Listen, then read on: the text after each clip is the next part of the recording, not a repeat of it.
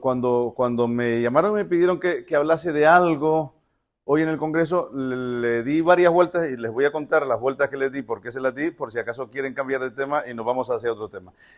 Pero le di varias vueltas entre hablar de esto, que para mí es la gran cuestión o uno de los principales problemas, uno de los nudos gordianos más importantes que tiene el liberalismo hoy en día, que es el asunto de las emergencias y la libertad.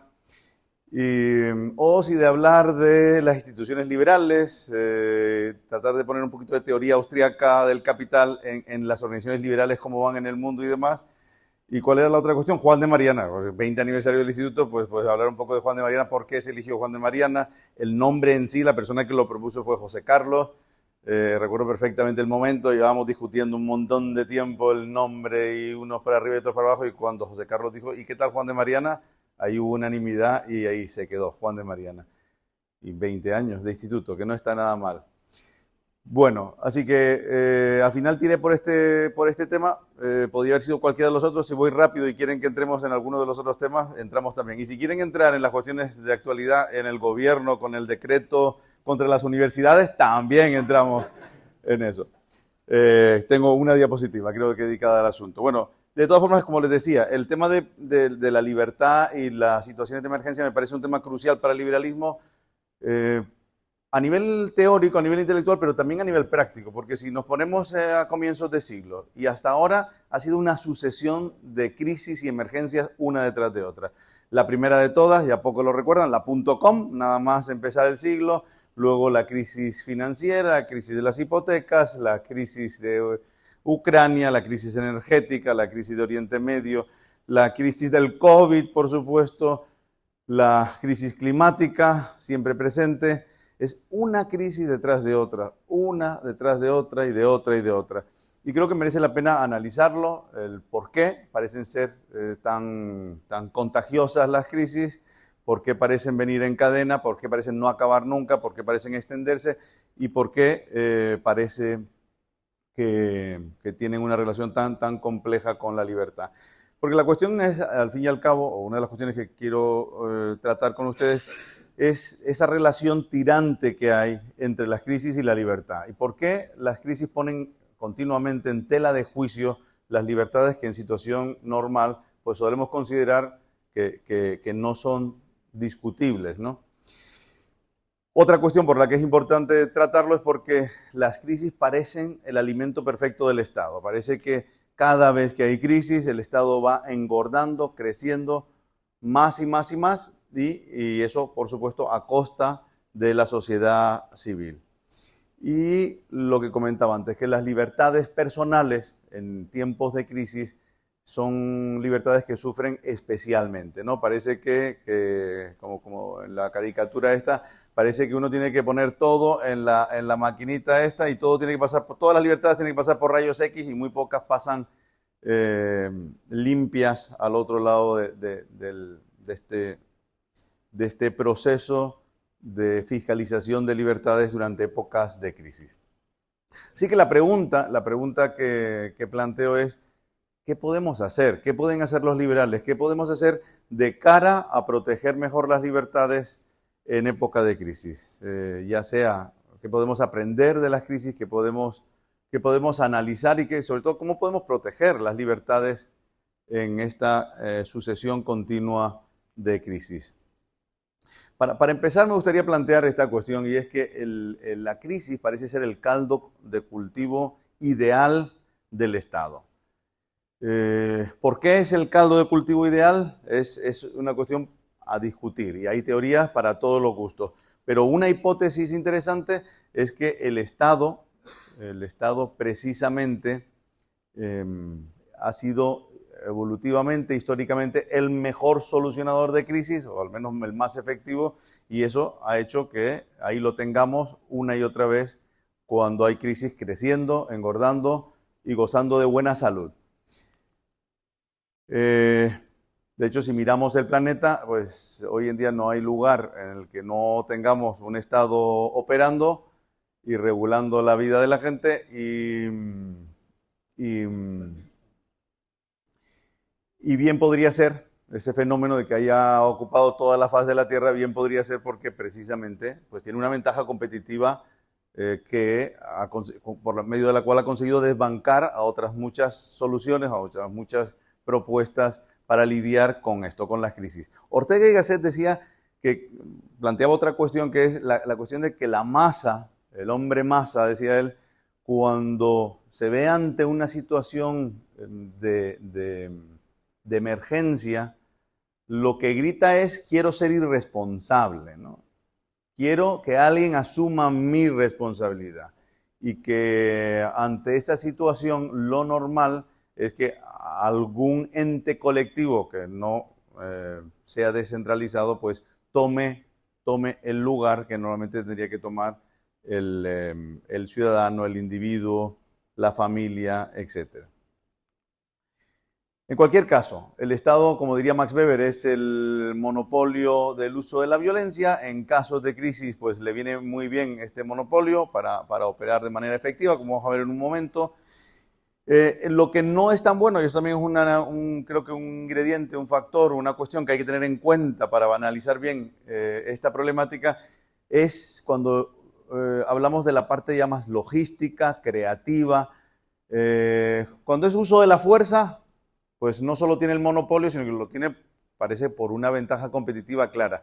Cuando en vez de monopolio del uso de la fuerza, cuando en vez de usar la fuerza de forma bruta, se trata de hacer algo más sutil, más logístico, más creativo, innovar de manera continua, ahí ya empieza a tener competencia mucho más clara que en el otro caso, ¿no? En cualquier caso, a lo que voy es que nos encontramos en una situación pues, complicada, entre otras cosas porque mientras más monopolio, menos agencia individual, mientras más coacción, menos cooperación voluntaria, y si resulta que con esta sucesión de crisis lo que va creciendo es precisamente el monopolio del uso de la fuerza del Estado y las soluciones coactivas, pues va a ser en detrimento continuo de las soluciones voluntarias, cooperativas, pacíficas. ¿Qué quiero decir con todo esto? Que el asunto es complejo, no es una cuestión sencilla de aquí está el problema y aquí está la solución, o aquí desregulamos y esto se soluciona inmediatamente, porque la sensación que da es que precisamente de manera, pues a lo largo de la historia, una serie de ventajas muy claras han llevado a la posición en la que está el monopolio del uso de la fuerza, ¿no? ¿En qué consiste esa situación compleja? Bueno, por un lado, en que las emergencias, las situaciones de emergencia, llevan por un lado a una idea de que es necesaria la centralización, ¿no?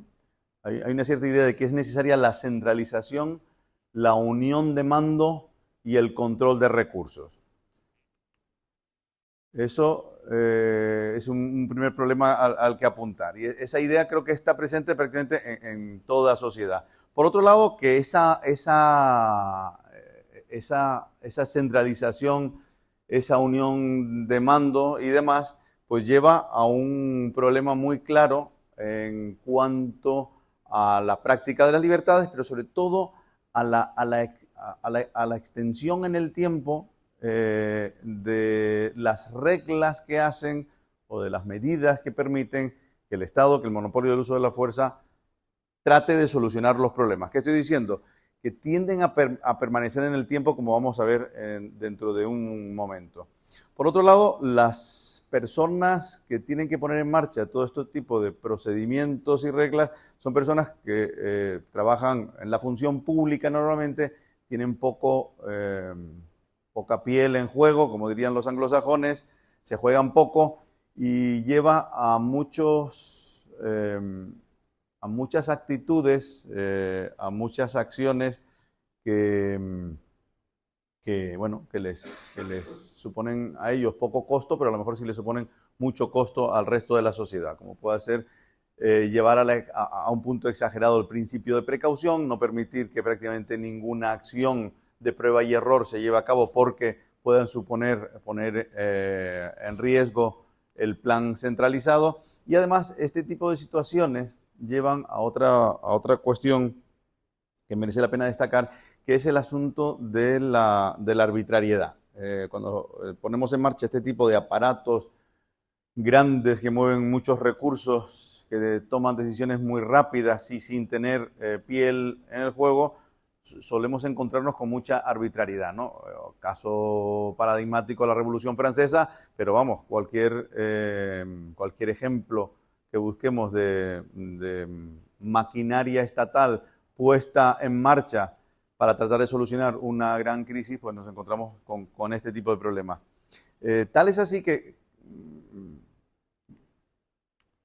Johann Friedrich, uno de los grandes estudiosos de esta problemática, decía que en realidad lo que hay que balancear, lo que hay que ponderar es qué es más grave, las amenazas contra las que nos queremos defender o los peligros derivados de los mecanismos estatales que ponemos en marcha para acabar con las crisis, ¿no?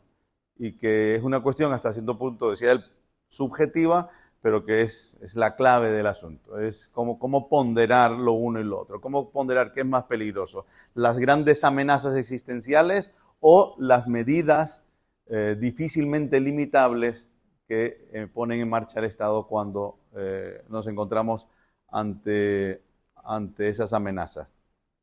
Otro factor importante a tener en cuenta es el factor del tiempo. Cuando hablamos de grandes amenazas, normalmente estamos hablando de problemas que tienen que ser resueltos muy rápidamente, o al menos existe esa percepción. Y cuando se trata de solucionar, algo de manera muy, muy rápida, pues por un lado,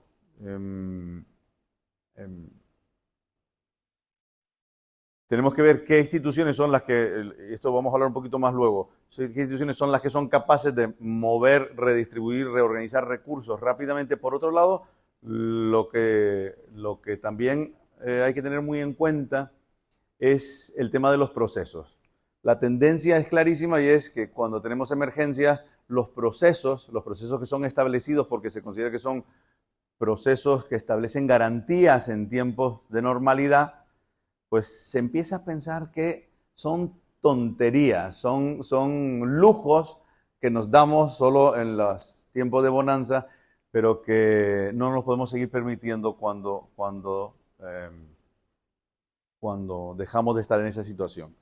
Y lleva precisamente pues, a saltar los procesos y a pensar que son un tanto irrelevantes y que quienes lo defienden son unos pejigueras, que son unos plastas que están ahí con R con el proceso.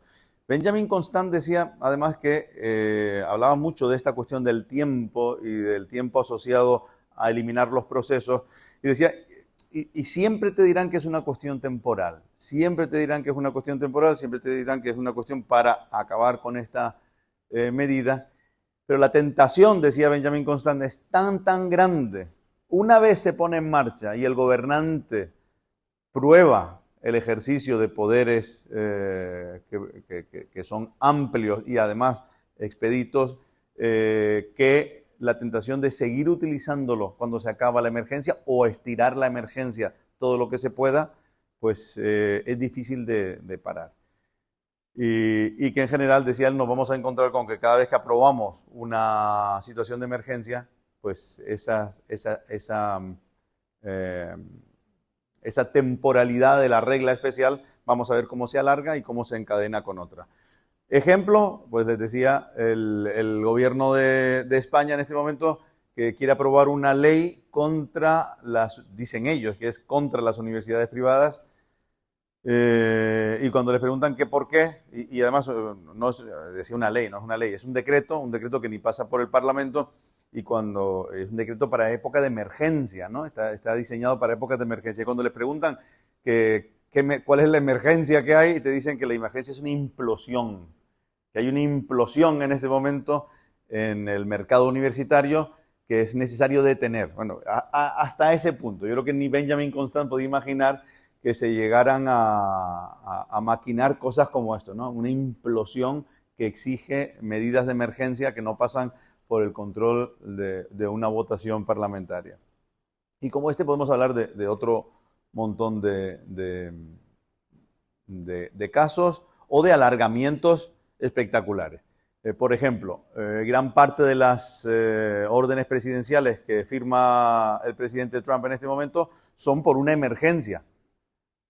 Y algunos piensan así, la emergencia del COVID que siguen manteniendo. No, la emergencia del 11 de septiembre, que sigue estando en vigor. Y esa emergencia del 11 de septiembre, que sigue estando en vigor, permite una acción presidencial pues muchísimo más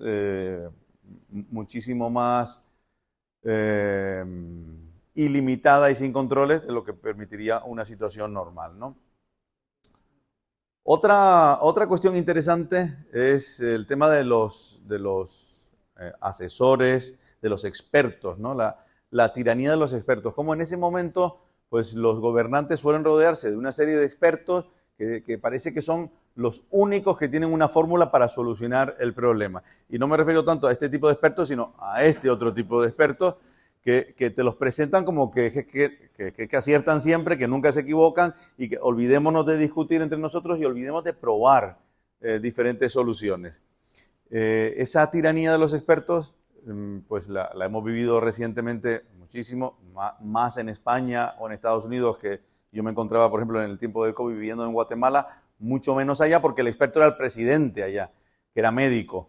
Y él decía ser el experto, pero le salió una manifestación de muchas miles de personas, yo creo que en gran medida gracias al trabajo de muchos años, de 50 años de la Universidad Francisco Marroquín, le salió una manifestación que él dijo que estaba prohibida, pero salieron tantas miles de personas a la capital que bloquearon la capital y al día siguiente salió en televisión diciendo yo soy médico, yo soy más que ustedes, yo soy el experto, pero ok, no quieren entrar en razón, mañana se acaba el lockdown y se acabó, ¿no?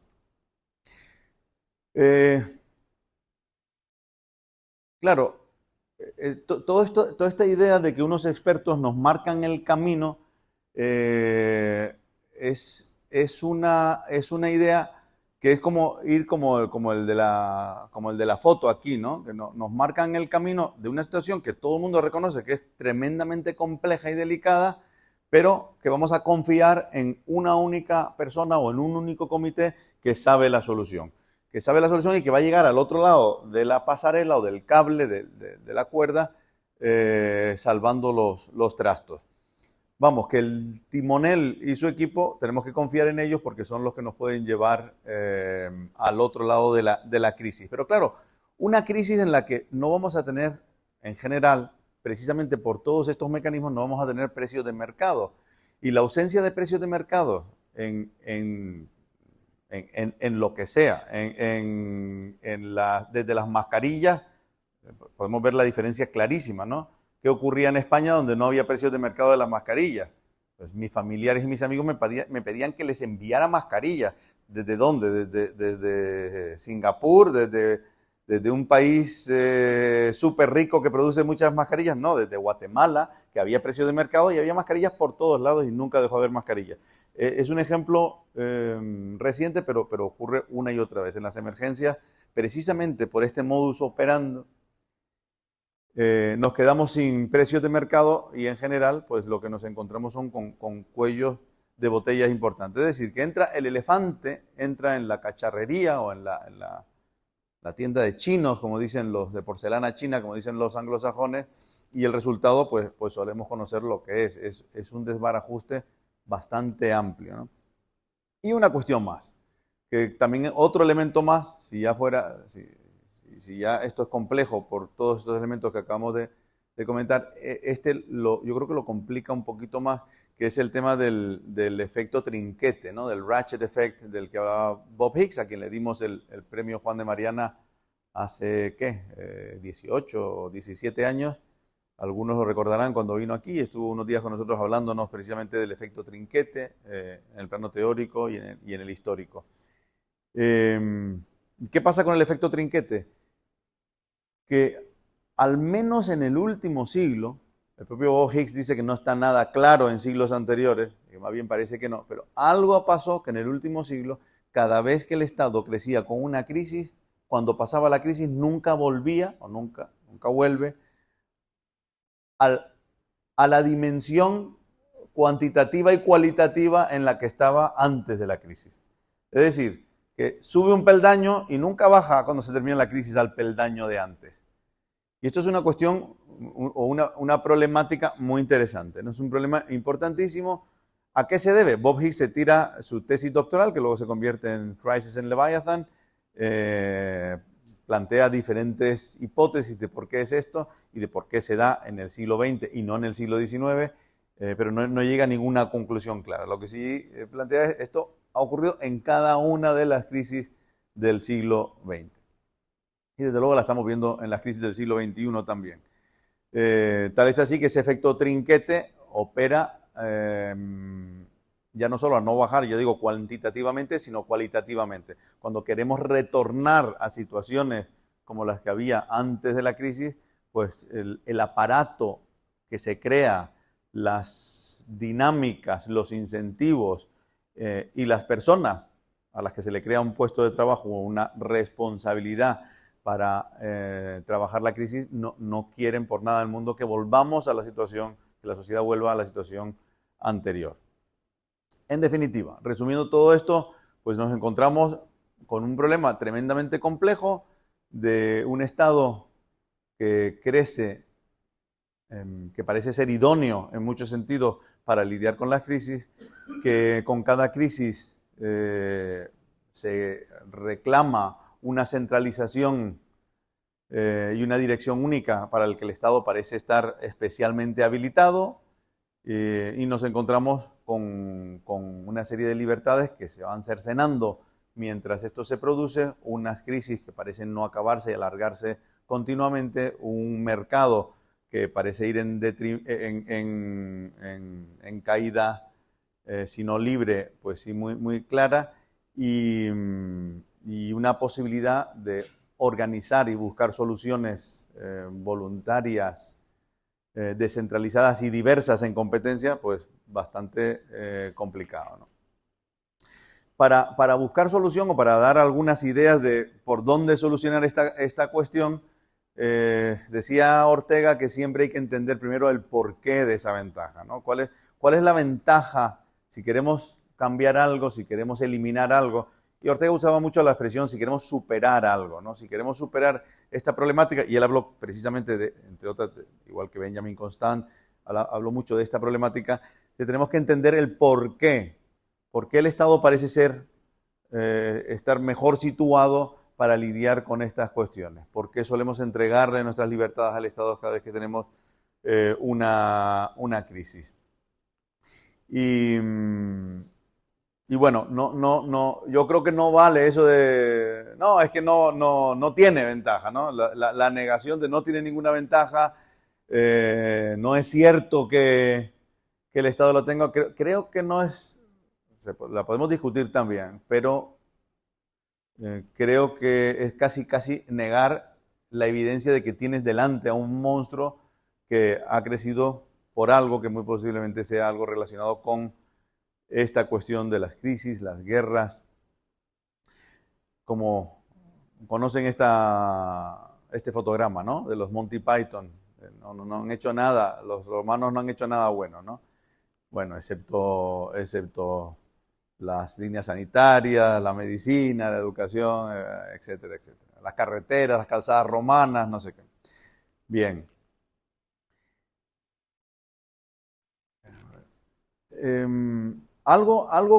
Entonces, si nos ponemos en plan Monty Python, ¿qué es lo que hace bien? ¿Qué es lo que hace realmente bien? Bueno, una cosa que hace realmente bien el Estado es reunir muchos recursos, reunir muchísimos recursos muy rápidamente y enfocarlos en algo. En eso parece ser especialmente bueno el Estado. De hecho, es muy posible que por eso, pues, las guerras hayan sido, como decía Randolph Byrne, el alimento del Estado, ¿no? Es capaz de reunir, es difícil imaginar una forma mejor de reunir muchísimos recursos y enfocarlos en algo que a través del recurso estatal, ¿no? Ahí tenemos una ventaja muy grande. Otra es la cuestión esta de la centralización.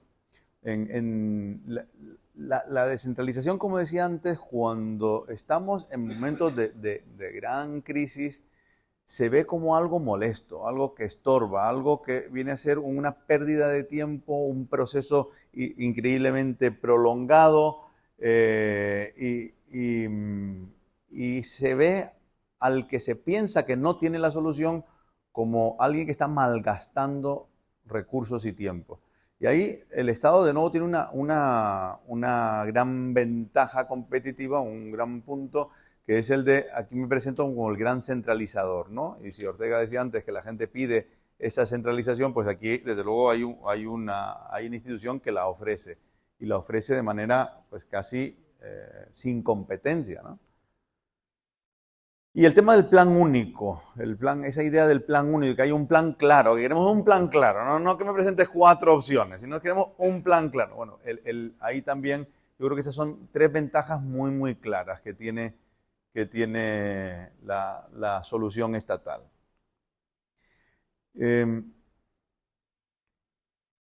Igual que cuando un organismo está ante una crisis, empieza a reducir o reduce el consumo de manera drástica para enfocarse en aquel problema que tiene, en el ámbito social, lo que ha surgido, lo que ha ido surgiendo es una serie de reglas que son las reglas de emergencia, las reglas que permiten precisamente, que han canalizado la fuerza del gobierno hacia la solución de las emergencias, que son las llamadas, creo que en España se llama leyes de emergencia, que son está la de alarma, la de sitio y hay otra más, ¿no? Excepción, efectivamente. Y en torno a esta se ha canalizado pues toda esa centralización del uso de recursos para un plan definido. Y así, bueno, no voy a meterme en ejemplos, pero ustedes los conocen, y así vemos que en Estados Unidos, solo en lo que va de siglo, son aproximadamente 25 agencias que se han creado para lidiar con crisis. Si en vez de agencias nos vamos a leyes o planes especiales, bueno, en Europa tenemos el último, no sé si el último o el penúltimo, el del Next Generation, pero los planes, ya no solo las agencias, sino los planes que hacen todas esas agencias se cuentan por centenares, y ahí los tenemos operando y metiendo piedritas y palos en las ruedas del mercado y de la cooperación voluntaria en general. Bien, visto esto, ¿cuál podría ser, o si queremos superar esta situación, si queremos superar esta ventaja competitiva, cuáles son las cuestiones principales que propongo mirar o atender? ¿Cuál es la estrategia liberal? ¿Cuál podría ser una estrategia liberal para atender a esta dificultad, a esta ventaja competitiva que parece tener el estatismo en estos casos? La izquierda a lo largo de la historia lo ha tenido muy claro y ha usado las emergencias, y son múltiples los textos que hay del uso de la emergencia como caballo de Troya para un Estado muchísimo más omnipotente. En el caso liberal tenemos pocos ejemplos y menos aún ejemplos exitosos. Uno de ellos es el de la Escuela de Salamanca, que durante muchas décadas, más de un siglo, estuvo luchando con el asunto de la guerra justa. Y la guerra justa como un conjunto de medidas, de limitaciones para tiempos de emergencia, para tiempos de crisis, sobre todo tiempos de guerra, ¿no? Y ese es uno, yo creo, de los pocos casos que ha habido, no sé hasta qué punto exitoso, pero al menos intelectualmente exitoso, de tratar de poner freno al Estado desatado. La cuestión, de todas formas, tuviesen más o menos éxito los escolásticos, es cómo establecer límites, ¿no? Cómo establecer límites en tiempos de crisis, al igual que tratamos de establecerlos en tiempos de normalidad. Un ejemplo histórico que creo que conviene la pena mirar es el ejemplo de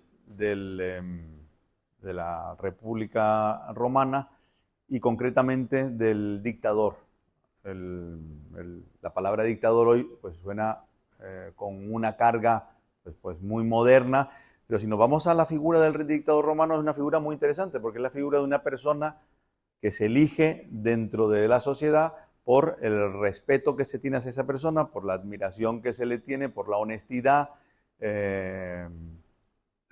demás. Pero nos solemos quedar ahí, solemos pensar que por eso se elegía al dictador que viniera a solucionar la problemática, la crisis. Hay al menos, y seguro que hay gente mucho más especialista que yo aquí en la sala sobre el dictador romano, pero al menos 4 condiciones importantes, 4 ideas importantes en la dictadura romana.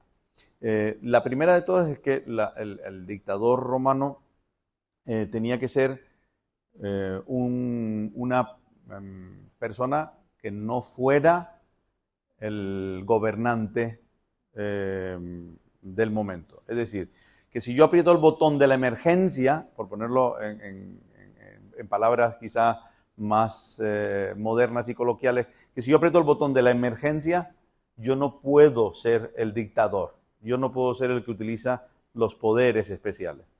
Tiene que ser otra persona. Se trae a una persona de fuera del gobierno, ¿no?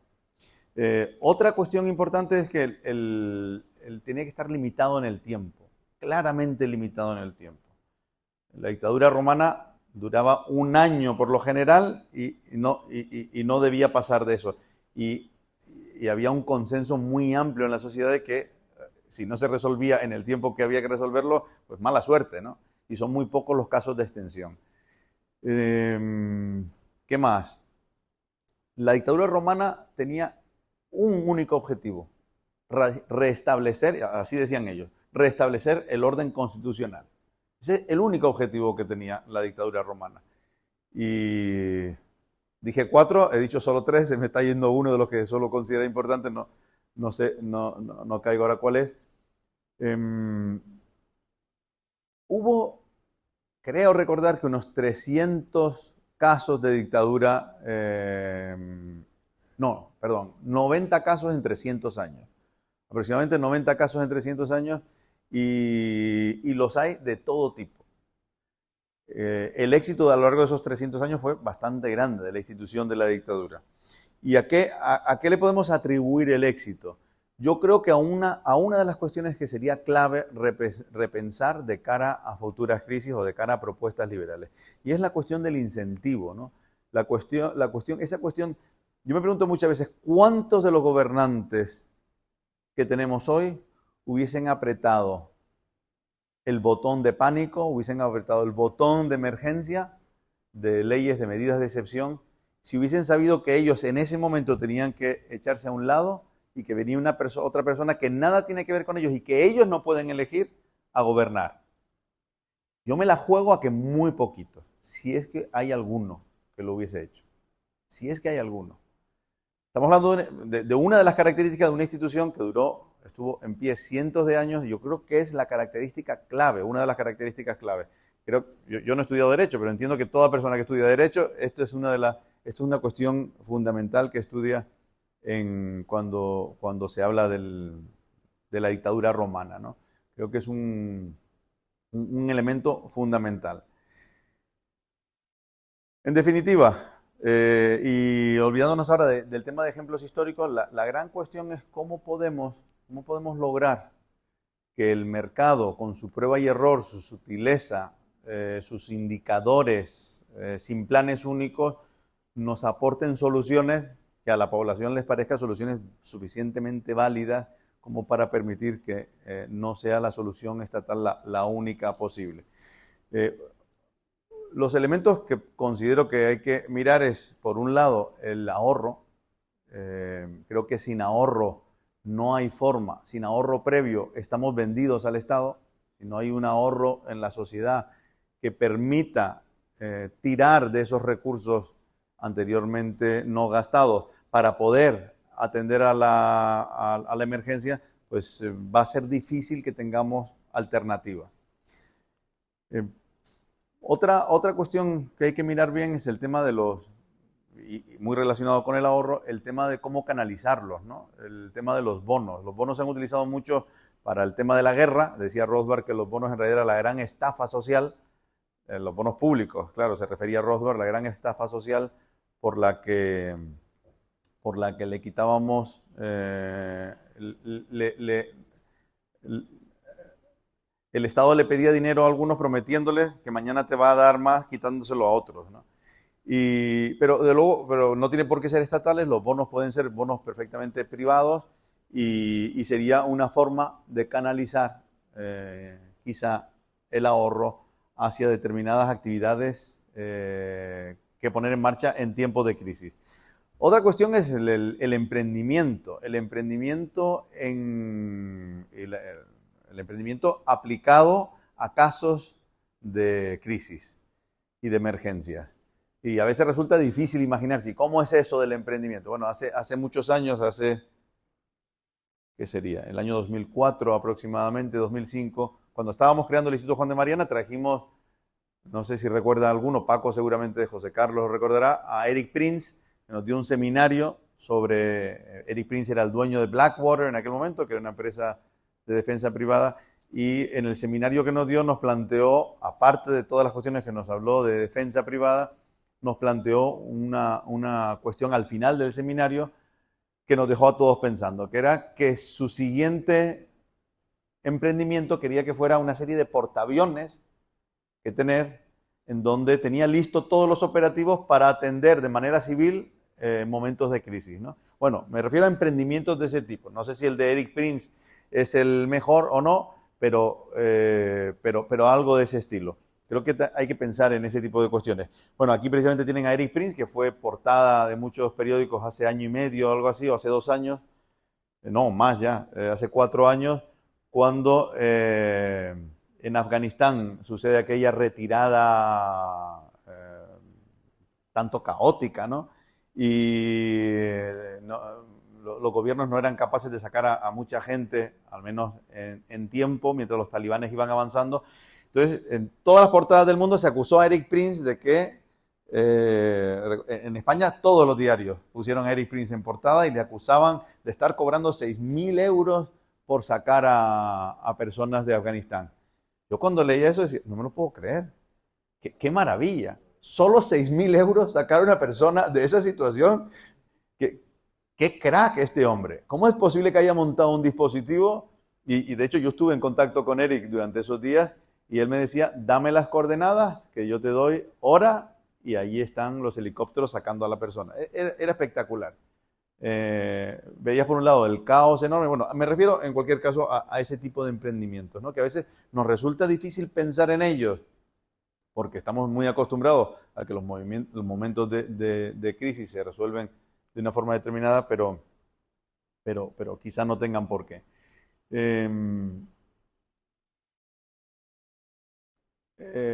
¿Cómo se dice en español? Tener piel en el juego no se dice, ¿no? Pellejo, tampoco se dice, ¿no? Sí, pero bueno, ¿el qué? Jugarse los cuartos. Bueno, pues sí, pero la carne en los asadores tiene otra connotación, ¿no? Qué curioso que no haya una expresión clara en español para skin in the game. Y cuando lo ponen los traductores te dice jugarse la vida y cosas así, que tampoco es exactamente lo mismo. Bueno, creo que tenemos que pensar también en eso, ¿no? El conjunto de incentivos en el skin in the game, en cuestiones ya sean teóricas o históricas, como puedan ser evolutivas, como puede ser lo que hablábamos del emperador romano antes, cualquier cosa que haga que el que esté en el momento de la emergencia gobernando tenga realmente un incentivo en acabar la emergencia, no en prolongarla eternamente, ¿no? Y que sufra los costes, y que tenga un cierto beneficio de acabar con la crisis.